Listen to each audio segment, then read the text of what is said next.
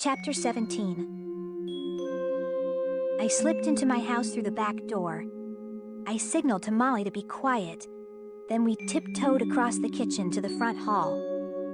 I heard the thud of dance music from the den and glimpsed Mom on the couch with a magazine in her lap. Mom doesn't dance, but she loves disco music. The louder the better. So she didn't hear Molly and me as we hurried up the stairs and then made our way into the attic. Ethan had left all the lights on in his room. The place was a mess.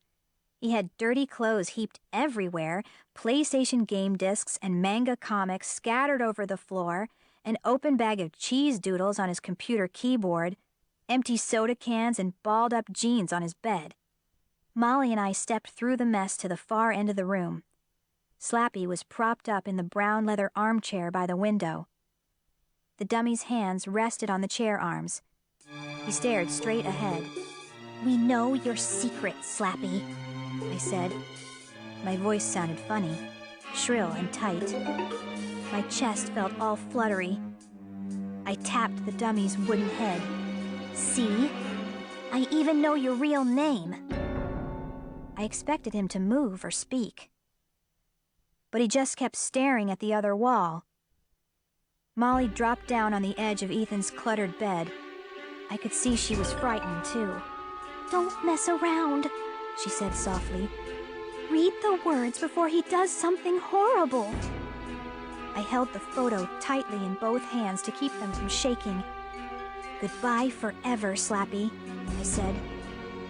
And then, slowly, I whispered the ancient words.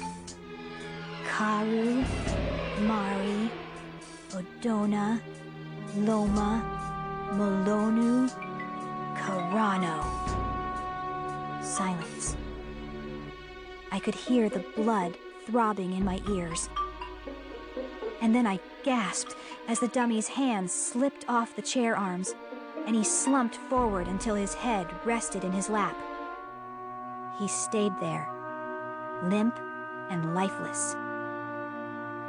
I stood waiting and watching. But he didn't move again. Then I spun around and pumped both fists in the air. "We did it, Molly!" I cried happily. "We put him to sleep!" I expected Molly to jump up and celebrate too, but she didn't move. She stared hard at something on the bed. "Molly, what's your problem?" I cried. "We did it! We're okay now. We put him to sleep."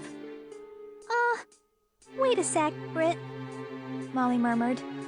"There's something here I think you should see."